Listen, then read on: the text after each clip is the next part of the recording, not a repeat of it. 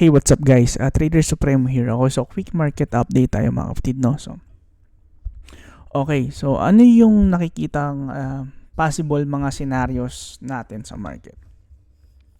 Okay, start muna tayo kay Bitcoin. So, Bitcoin, ano yung napapansin ko kay Bitcoin? So, possible magkaroon tayo ng pwedeng sweep low, previous week low sweep, and then possible pump hanggang dito sa mid, no? And then, pag nakakita tayo na rejections, so possible trigger yan for shorting, no? Pero for now, tingin ko meron tayong magiging sweep dito sa previous week low, or kung sakali man magkaroon tayo ng bullish template, meron tayong tinatawag na template sa supreme range. So ngayon meron yung template, 3-day template. So sa mga hindi nakakalam, okay, pasok kayo sa group. So yung bullish template, kapag nagpakita ng bullish template, kailangan natin mag-long, okay? At siguro target muna natin itong previous week mid, no? For now, pwedeng sweep low, dalawa lang yan. Either previous week low trade, no, weekly sweep ng weekly low, and then possible pump up to week mid, no? Pwedeng ganon. Secondly, pwedeng naman siyang bullish template o yung Monday range template natin sa supreme range. Pwedeng ganon yung gawin niya. So hihintayin lang natin yung pattern, no? So yun yung possible gawin ni Bitcoin, no? So hopeful tayo na ngayong week magkaroon tayo ng bounce, no? Magkaroon sana tayo ng bounce para makahinga yung altcoins, no? Kailangan makahinga ng altcoins, brother, no? Yung meron tayong tinatawag na Santa Claus rally na tinatawag no? Lalo na kapag bull run, madalas mangyari yan. Okay, so tingnan natin, brother, no? So ngayon yun yung nakikita ko kay Bitcoin. Okay, so punta tayo ngayon sa altcoins. So XRP, no? So again, sa mga nakikinig sa akin, ito po mga green ay yung medyo bullish ako. Yung blue, yung 50-50. So medyo hinihintay ko lang mag-settle yung price. And then yung red naman ay yung medyo bearish pa ako, no? So up to you kung paano mo siya i-entryhan. Depende yan sa template na ibibigay sa iyo ng market. So sa mga hindi nakakalam ng template, nasa supremo range po yan. Pasok lang po kayo, no? So XRP, so still bullish pa rin ako kay XRP. Trading above previous month high. Kaso red candle. So hintayin muna natin mag-settle yung price. No, kung maglolong ako, siguro iwas muna ako kay XRP. Unless magkaroon tayo ng bullish template dito, well, mapapasukan natin siya using supreme range, no? Pero kung for example, last week, medyo bullish ako last week, pero bearish template yung binigay ng market, which is medyo nabulag ako doon, hindi ko nakita. No, kasi parang na-busy ako kaka-video parang masyado ako na-focus no. So hindi ko nakita na bearish template pala yung binigay, kaya ako nagkamali, no. So pero position trade naman kasi yung ginagawa ko sa Solana, no. So again, we paid the price. May underwater tayong trade, pero may hedge naman ako doon kaya hindi gaano mahapde yung paper loss, no? So waiting pa rin ako sa trigger na kailangan ko mag-scale out kung sakali man hindi ibigay ng market, no? So still open pa rin yung long ko kay Solar, Ray, tsaka Suwi, no? So still open pa rin yung mga long ko diyan. Suwi profit, yung Ray tsaka yung Solana underwater. Ibig sabihin may loss pa tayo, na red pa rin, no? Okay, etong XRP kasi is red candle, so medyo bearish siya kung titingnan mo, pero above previous month high, so hintayin ko lang muna mag-settle yung price. Hindi ko gusto na ganito gawin, pero kung bibigyan tayo ng bullish template sa supreme range, why not, no? Okay. Solana, ito yung, again, same scenario lang din, brother, kay Solana. I'm hoping magkaroon tayo ng previous week low sweep, and then possible bounce, no? At maging simula na yun ng bounce paakyat, no? For now, medyo mahina kasi nagkaroon tayo ng closing below previous month mid. So medyo delikado tayo ngayon, brother, kay Solana. So ngayon, binabantayan ko to mabuti for shorting. Para just in case magkaroon tayo ng dropping dito kay Solana, ma-hedge ko ulit, no? Makapag-hedge ako ulit para hindi gaano mahapde yung drop. Kasi ang entry ko for long ay eto, at andito sa area na to. So, underwater pa rin yung trade ko kasi andito yung price, no? Okay, pero hindi ganoon kalaki kasi nakita nyo, nag-partial entry lang ako dito, then partial entry dito. So, yung average niya around here. So, hindi siya mahapde, no? At meron pa akong mga hedge short. Kaya, hindi rin siya gaanong tumalab dun sa may account natin. No? So, ganun lang tayo brother, no? Ganun tayo magmamanage ng trade. Sabi ko nga, dapat yung trade madali. Kaso, meron time talaga na magkakamali ka talaga kahit na wala sa sistema. Halimbawa, may sistema ka, tapos nasuway mo. Ngayon, kailangan mong pagdusahan yun, no? Kaya, kailangan mo i-manage ng mabuti yun. No? Yun yung pagmamanage ng trade. So, for example, meron kang long, kaso mali pala. Mali, no? Kumbaga, di ba last week, ano sabi natin? Meron tayo ditong low. So, kapag nag-long tayo below here, ibig sabihin lang nun, nag-a-assume tayo na ito yung low. So, ngayon, ang mangyayari niyan, assume. Kumbaga, hindi natin hinintay yung proper signal ng market. Doon tayo nagkamali. No? Kaya andito yung partial entry ko, tapos andito yung partial entry ko. Kaya underwater yung trade. No? So, ngayon, hindi na natin uulitin yun. We paid the price. Ganun talaga. No? Ganun talaga, nagkakamali tayo kapatid. No? Pero again, sabi ko nga sa inyo, hindi tayo malab sa ano natin yun, sa account natin yun, kasi nga may hedge short tayo, tapos naka-partial entry lang naman tayo dito. Ganun talaga. No? So, hopefully, ito na yung bounce. Magkaroon na tayo ng bounce. Pero, kung magkakaroon man to ng bounce, possible, brother, ganito yung gawin yan. Kasi, andito yung liquidity. Siyempre, uunahin niya rin. No? So, possible, unahin niya to, then, tsaka siya mag-bounce. Okay, so no problem kung magkakaroon ng sweep dyan. Pero kung halimbawa, nagkaroon ng sweep, tapos nagkaroon ng rejection dito, kailangan ko i-cut bro yung trade. Kasi possible pumunta siya sa previous month low, which is medyo malalim na yun. Below 150 na yun eh. So, medyo okay, ingat muna ako ron, brother. No? Kasi, delikado eh. Pero kung magkakaroon tayo ng bullish template dito sa Monday range, mas maganda. No? So, sa mga hindi nakakalam sa prime range, okay, pasok lang kayo. Okay tayo kay Solana, no? So malinis tayo kay Solana, malinis yung analysis natin sa lahat, okay?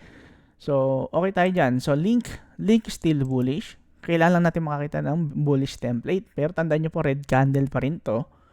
So kung magkakaroon tayo ng rejection sa mid area, mag-iingat tayo ng konti, no?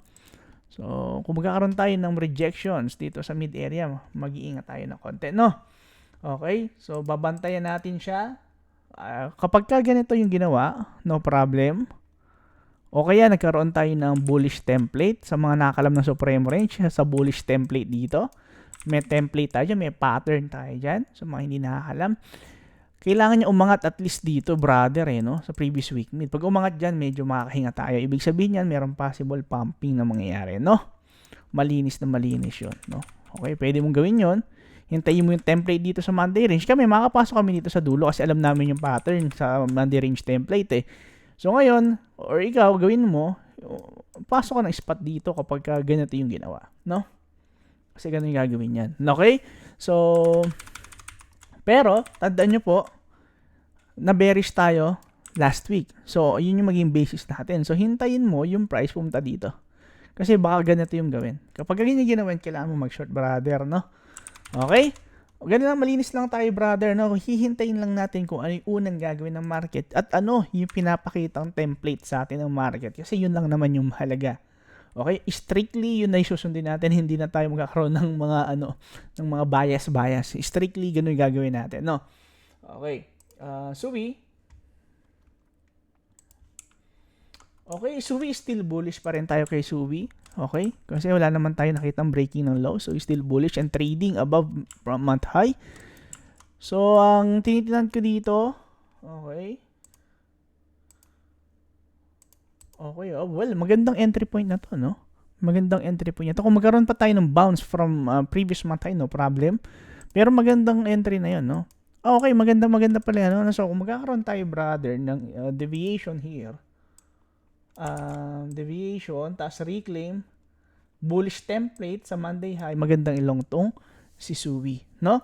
So, kailangan lang magkaroon ng bullish template, either bullish template or sweep nitong mid area tapos reclaim. Yun yung makita natin. May possible expansion na malaki dito kay Suwi, no? Ngayon, kung magkakaroon tayo, brother, ng price na magkakaroon ng rejections below previous week mid, iwan mo muna.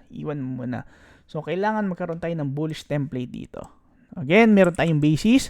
After yung basis, meron tayong template. Napakadali lang ng buhay, brother, di ba?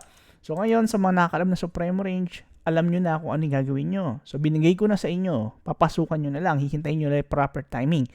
Yan yung reason kung bakit ginagawa ko tong mga video na to para talaga to sa inyo. No? So, kumbaga parang nagkakwentuhan lang tayo. Okay. So, tinuro ko na sa inyo yung entry. Yung analysis sa akin na yun. Kumbaga, kung nahihirapan ka sa analysis, syempre, magkakaiba tayo ng ano. Syempre, matagal na ako dito, so medyo kabisado ko na yan, at ako naman yung bumuo niyan. Ngayon, ang gagawin mo na lang, brother, is susundan mo na lang yung sinabi ko. Tapos, based dun sa may tinuro kong entry point. Okay? Okay, ito, dalawa lang yung gagawin yan. Dalawa lang yung gagawin yan. Kung ito ay bullish, possible magkaroon tayo ng bullish template sa Monday range. Or magkaroon tayo ng sweep dito, and then reclaim. Ganyan yung gagawin. Hala? Okay, ngayon, kung magkakaroon tayo ng bearish template, so, ang mangyayari niyan dito. So, kailangan natin i-short dito. Okay? Okay, no? Malinaw tayo dyan, brother. Pero kung sabi ko nga, kung mag-short tayo, dito ko na sa red pumili. Huwag na dito, bro, sa green. Kasi malalakas yung nasa green eh. So, wag na yun. Dito ako pumili sa mahihina. Kasi yun yung ang momentum nito is pabagsak. Okay? Okay, brother, no? Ray, ito po yung isa ko sa mga long, no? Kasi kung mapapansin mo dito, brother, kay Ray, is bullish siya last week. So, nagkaroon tayo ng breaking ng high. Okay? Tapos, weekly green candle. So, ito po ay sobrang bullish. Nang bigla na lang nagkaroon tayo ng hitak galing kay Bitcoin. So, hinitak ni Bitcoin yung price, nasira yung structure, no? So, medyo mag-iingat tayo ngayon kasi kapag ka nagkaroon tayo ng rejection, okay, dito sa area ng month mid, kailangan natin mag-short. Again, kung ayaw mo naman i-short yan, hintayin mo na lang, brother, yung ano. Hintayin mo na lang yung ano, yung mga red, dun ka mag-short. Wag sa mga malalakas kasi baka mag-bounce yan, madurog ka, no? So, sobrang simple lang, brother, nitong trade key Ray. So, hihintayin lang natin yung template. So, kapag nakita ka ng Monday range bearish template dito, dalawa lang yan. So, either yung tinuturo ko sa inyo or yung bearish template. Dalawa lang yan. So, ganun lang gagawin mo. Since ang basis natin yung previous week, which is bearish, so, titingnan muna natin kung magkakaroon tayo ng bearish template. Kung bullish template, magkakaroon yan ng reclaim dito sa taas, then possible magkaroon tayo ng bounce. No? Parehas, dalawa lang yan, brother. No? Dalawa lang yung gagawin yan. Tinuro ko na sa inyo kung paano i-manage itong dalawa na to. Pero ngayon, kung susundin natin strictly, ito kasi po ay red. So, kapag kasi naging bullish tayo ngayon, hopeful lang. Kumbaga ano lang yan. Medyo pana sa buwan. Kumbaga nanghuhula-lysis tayo na sana mag-pump. Ngayon magpa-pump naman yan kung magkakaroon tayo ng bullish template kasi may signal naman yan ng first 3 days of the week. No, may signal yan. Bibigyan kanya ng signal. So, pag binigay niya yung signal na yon, clear na sa atin agad yon kung ano yung magiging entry point natin this week. Okay?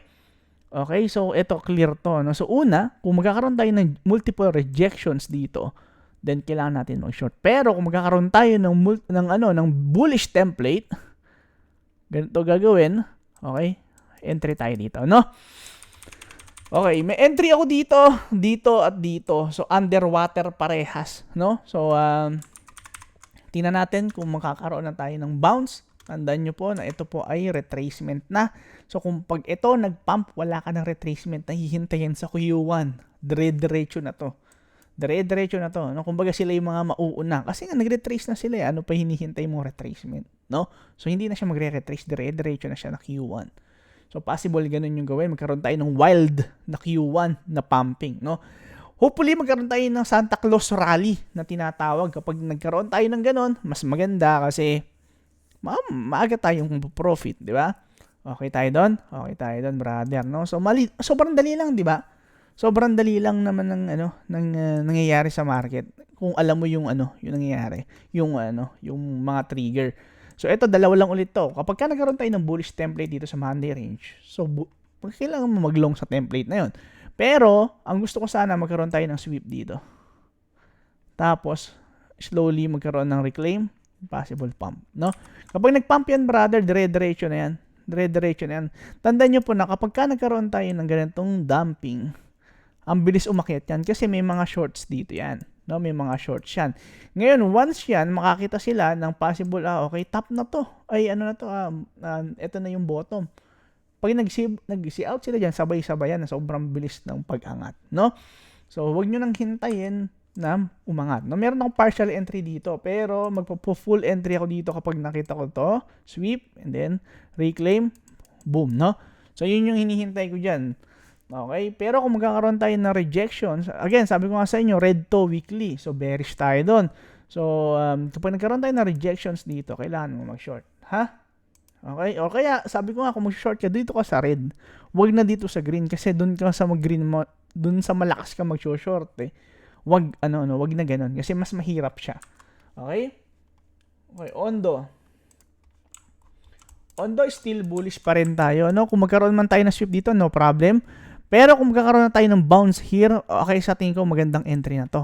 No, kailangan ko lang makita, brother, ng bullish template dito sa range, no? Kasi sabi ko sa inyo, wala pa yung Monday range, hindi pa buo. No, kaya nga hindi kami pumapasok ng entry dyan. Hintayin natin muna mabuo. Kapag nakita na natin yung bullish template, so possible, yun na yung bottom. Kasi pag tingnan mo dito, brother, yan. So, okay. So, yan. Yan na yung bottom. Tapos, didiretso na siya pataas. No? Didiretso na siya pataas. No? Isang candlestick ng malaki. No? So, possible na ganun lang yung gawin yan. Ano? So, yun tayo kay Ondo. So, bullish tayo kay Ondo. Isa pang, in-add ko dito sa may watchlist ko si UX Link. Kasi nakita ko, brother, sobrang ganda ng, candlestick niya, no? Bullish tayo dyan, no? So, in-add ko siya para, mabantayan natin, no? Medyo, ang hindi ko lang trip sa kanya, yung mga ganitong klase ng wick. Medyo malaki pa siya mag-wick. Ibig sabihin, meron pang kumukontrol ng supply niya, no? So, konting ingat pa tayo dito, brother, no? So, ngayon, punta naman tayo sa mga blue, ano? Yung mga 50-50, mga brother, no? So, sa mga 50-50, ibig sabihin, konting ingat muna tayo dito. Kailangan natin consider, baka kasi ito po ay recovery lang for another drop, no? So, pero kung nakakita tayo ng bullish template sa mga nakakalam ng Supremo Range, kung ano yung template, alam nyo yan kung paano nang papasukan. Tinuro ko na yan kung paano papasukan, no? So, okay? Okay tayo doon. Okay tayo doon, no? So, yun. Kapag nagkaroon tayo ng rejections dito sa area na to, possible magkaroon tayo ng drop papunta dito sa low. Okay? Okay? Tsaka dyan tayo magkaroon ng bounce. Pero, kapag nagkaroon tayo ng bullish template dito, okay? Huwag makulit, no? Kailangan natin long na, no?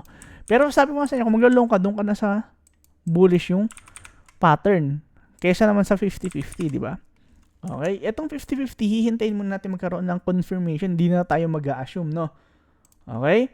Okay tayo doon. Okay tayo doon, no? FTM. FTM, medyo naging bearish tayo, brother, kay FTM kasi nagkaroon tayo ng drop na ganito eh. No? So, medyo naging bearish tayo dyan. Ngayon, possible naman, pwede mo naman ilong yan. Recovery lang, papunta lang dito sa month high. Possible, magkaroon tayo ng papunta lang dito sa month high. Diba? Possible, magkaroon tayo ng, okay, tapos pag nagkakita ka ng rejection dito, so possible, mag-drop, kunin tong low, no? Kunin tong low. Okay, itong low, no? So, possible na ganun yung gawin. No, sorry. Dito pala ako nag-drawing sa kabila. Okay, so, possible, okay, pwede mong i-trade dito, papunta dito. Tapos, kung makakakita ka ng rejections dito sa area to, possible, kunin tong low, no? Okay? Okay tayo doon? Okay tayo doon, no? Kasi bearish tayo, brother, bearish yung weekly, eh. Ngayon, kung makakita naman tayo ng bullish template, brother, dito sa Monday range, well, madali lang yun, no? Kasi yun yung naging problema natin last week. Kasi nawala ako sa focus, eh. Nawala ako doon sa may Monday range, eh. So, nawala ako doon sa may template. Kasi bearish pala binigay na template, hindi ko nakita. Masyado ako nabulag dun sa kaka-video. So, yun, no? Again, wala naman dapat sisihin, pero yun nga. Medyo nawala ako sa focus, no? Dito, tapos, kung ano ibigay na template, brother, binigay ko na yan sa group. Kayo nang bahala, no? So, yun. Pero majority, brother, kasi nag-red candle weekly tayo. So, bearish yun, na. So, huwag kayong mag-assume until mabigyan kayo ng bullish template. Tsaka kayo mag-switch ng bias, no? So, ngayon, recovery lang to. Recovery lang to. Ito, medyo bearish ako, brother, kay Ethereum, no? So, AVAX, ganun din. Medyo bearish pa tayo dito. So, ngayon, kung magkaroon man tayo ng bounce, okay, magkaroon man tayo ng bounce, okay, magkaroon man tayo ng bounce, mas bullish ako kung magkakaroon muna tayo ng sweep dito sa low. Tapos angat. Mas bullish ako sa ganun. O kaya magkaroon tayo ng bullish template dito sa Monday range. Ngayon, kung magkakaroon naman tayo ng recovery papunta dito at magkaroon tayo ng rejection sa around here, kailangan natin mag-short. No? Papunta kukunin ulit yung low na yan. Okay? Sabi ko nga sa inyo, dalawa lang yan. Ang kailangan natin bantayan yung template. So, tinuro ko na yan, di ba? Dalawa lang yung template. So, isang may signal of expansion. Yung pangalawa naman ay yung merong sweep sa low. Okay? So, mga nakakaalam, sobrang dali lang yan, kapatid, no? LTC, yan. So, makikita nyo, meron tayo ditong bearish weekly. So, kung makakaroon tayo ng rejection sa 109, so possible shorting muna ako dyan. Tapos, take profit dito sa area o sa below nito. So, hintayin natin magkaroon tayo rejections dito. Then, possible ganyan yung gawin, no? Ngayon, kung magkakaroon tayo ng bullish template dito, so possible magkakaroon tayo ng switch from bearish to bullish. Then, madali na lang siya ilong. No? Dun, pagka-confirm na bullish or reversal, tsaka tayo kasi sabi ko nga sa inyo, doon tayo napahamak last week. Kasi, nag-assume. No? Nag-assume tayo eh. Pero kasi, nag-assume ako dahil maganda yung area. Kumbaga, sa monthly, sobrang ganda ng area. No? Same lang din dito. Mas healthy to, mas maganda to kung magkakaroon tayo ng sweep. And then reclaim. No, mas bullish yun. Kesa magkaroon tayo ng dire-diretsong pump tapos magkaroon ng rejection sa area na to. Kasi possible ganyan yung gawin. Okay? Okay tayo doon? Okay tayo doon? Okay tayo doon? Okay tayo doon, brother. So, malinis tayo doon, no? So, ICP, ganun din. Okay? So, kung magkaroon man tayo ng recovery, mas gusto ko sana mas kunin muna yung baba kaysa dito sa gitna. Kasi mas delikado yun, no? Okay? So, Theta, same lang din kay Theta. Okay, so Algorand. Si Algorand medyo malakas siya kasi nakita mo, brother, yung galaw niya nung nag-pump. So, expect tayo na ganoon din yung gagawin niya ulit. No? So, ngayon, hihintayin lang natin yung reversal area. So, kung hihintayin natin magkaroon tayo ng confirmation na ito yung bottom. Kung magkaroon man tayo ng inside wick dito, mas maganda. Mas maganda yon kasi mas mako-confirm natin na, okay, possible yun na yung bottom. Okay? Okay tayo doon? So, malinis tayo doon, no? Pero kung magkakaroon tayo ng rejection dito, dahil weekly to, bearish pa rin tayo dito, no? Kasi red candle to eh, no? Hindi ka laging mag-assume, di ba? Doon tayo nagkamali. Nag-assume tayo na yun na yung bottom. Never natin gagawin yun, mga kapatid. Never na natin gagawin yun. So, ADA, same, bearish pa rin tayo until proven otherwise. So, kapag nag-close inside nito, itong green candle, then makaka-pivot tayo next week, no? So, wag na tayo mag-assume, no? Ito, bearish pa rin tayo kay ETC. Pero kung magkakaroon tayo ng bullish template or recovery, hanggang dito lang sa mid area. No, huwag ka na mag-expect ng mas mataas pa muna until mag-close tong weekly candle. No? So, relax lang muna. Pepe, same with Pepe. Bearish pa rin tayo kay Pepe. Etong Sinir, bearish pa rin. AR, Inch. Pero bearish tayo, brother. Pero hindi ka mag-short dyan kasi nasa baba. Mag-short ka kapag ka nagkaroon ng recovery at nagkaroon ng rejection sa supremo range. Okay? So, alam nyo na kung paano yan. Diba? Kapag ka ganito yung trend, ibig sabihin yan, trending down. So, kaysa kailan mo siya i-short, yung area na tinuturo ko sa inyo.